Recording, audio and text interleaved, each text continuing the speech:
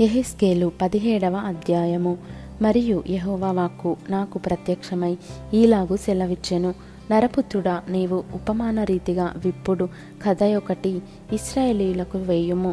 ఎట్లనగా, ప్రభువగు యెహోవా సెలవిచ్చినదేమనగా, నానా విధములగు విచిత్ర వర్ణములు గల రెక్కలును ఈకెలును పొడుగైన పెద్ద రెక్కలును గల ఒక గొప్ప పక్షిరాజు లెబానోను పర్వతమునకు వచ్చి ఒక దేవదారు వృక్షపు పై కొమ్మను పట్టుకొనెను.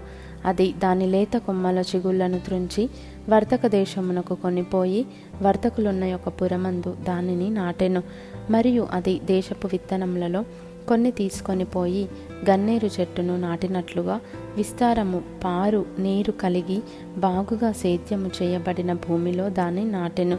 అది చిగిర్చి పైకి పెరుగక విశాలముగా కొమ్మలతో అల్లుకొని గొప్ప ద్రాక్షవల్లి ఆయెను. దాని కొమ్మలు ఆ పక్షిరాజు వైపున అల్లుకొనుచుండెను, దాని వేళ్ళు క్రిందికి తన్నుచుండెను.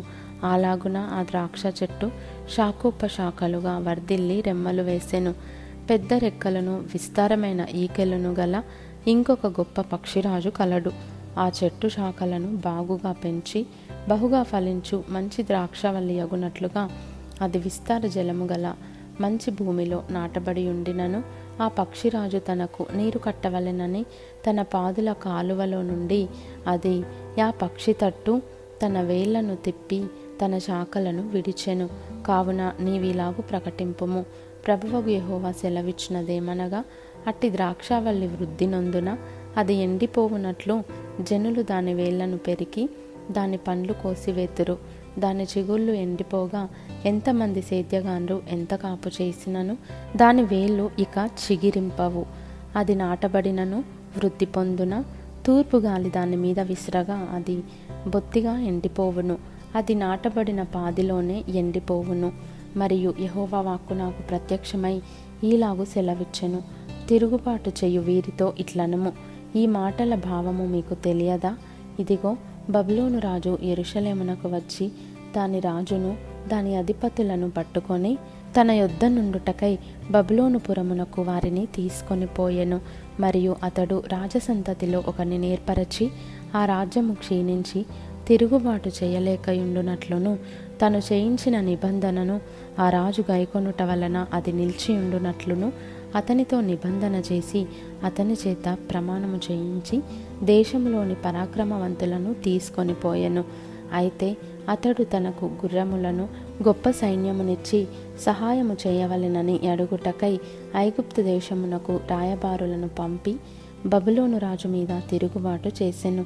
అతడు వర్ధిల్లున అట్టి క్రియలను చేసినవాడు తప్పించుకొనున్న నిబంధనను భంగము చేసెను గనుక తప్పించుకొనడు. ఎవనికి తాను ప్రమాణము చేసి దాన్ని నిర్లక్ష్య పెట్టెనో, ఎవనితో తాను చేసిన నిబంధనను అతడు భంగము చేసెనో, ఎవడు తన్ను రాజుగా నియమించెనో ఆ రాజునొద్దనే బబులోను పురములోనే అతడు మృతి నొందునని నా జీవముతోడు ప్రమాణము చేయుచున్నాను. ఇదే ప్రభువైన యెహోవా వాక్కు. యుద్ధము జరగగా అనేక జనులను నిర్మూలము చేయవలెనని కల్దీయులు దిబ్బలు వేసి బురుజులు కట్టిన సమయమున ఫరో ఎంత బలము ఎంత సమూహము కలిగి బయలుదేరినను అతడు ఆ రాజునకు సహాయము ఎంత మాత్రము చేయజాలడు. తన ప్రమాణము నిర్లక్ష్యపెట్టి తాను చేసిన నిబంధనను భంగము చేసెను. తన చెయ్యి ఇచ్చియు ఇట్టి కార్యములను అతడు చేసెనే, అతడు ఎంత మాత్రమును తప్పించుకొనడు. ఇందుకు ప్రభువైన యెహోవా ఈలాగున సెలవిచ్చుచున్నాడు, అతడు నిర్లక్ష్య పెట్టిన ప్రమాణము నేను చేయించినది గదా, అతడు రద్దుపరిచిన నిబంధన నేను చేసినదే గదా. నా జీవముతోడు ఆ దోష శిక్ష అతని తల మీదనే మోపుదును. అతని పట్టుకొనుటకై నేను వలనొగ్గి అతని చిక్కించుకొని బబులోను పురమునకు అతని తీసుకొని పోయి నా మీద అతడు చేసియున్న విశ్వాసఘాతకమును బట్టి అక్కడనే అతనితో వ్యాజ్యమాడుదును. మరియు యెహోవానగు నేనే ఈ మాట సెలవిచ్చితినని మీరు తెలుసుకొనున్నట్లు అతని దండు వారిలో తప్పించుకొని పారిపోయిన వారందరూ ఖడ్గము చేత కూలుదురు. శేషించిన వారు నలుదిక్కులా చెదరిపోవుదురు. మరియు ప్రభువైన యెహోవా ఈ మాట సెలవిచ్చుచున్నాడు, ఎత్తైన దేవదారు వృక్షపు పైకొమ్మ ఒకటి నేను తీసి దాన్ని నాటుదును. పైగానున్న దాని శాఖలలో లేత దాని త్రుంచి అత్యున్నత పర్వతము మీద దాన్ని నాటుదును.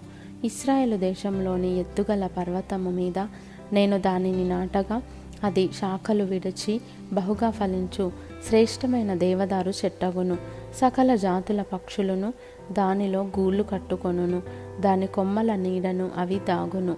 మరియు యెహోవానగు నేనే ఘనమైన చెట్టును నీచమైనదిగాను, నీచమైన చెట్టును ఘనమైనదిగాను చేయువాడననియు, పచ్చని చెట్టు ఎండిపోవునట్లును, ఎండిన చెట్టు వికసించునట్లును చేయువాడననియు భూమి అందుండు సకలమైన చెట్లకు తెలియబడును. యెహోవానగు నేను ఈ మాట సెలవిచ్చితిని, నేనే దాన్ని నెరవేర్చెదను.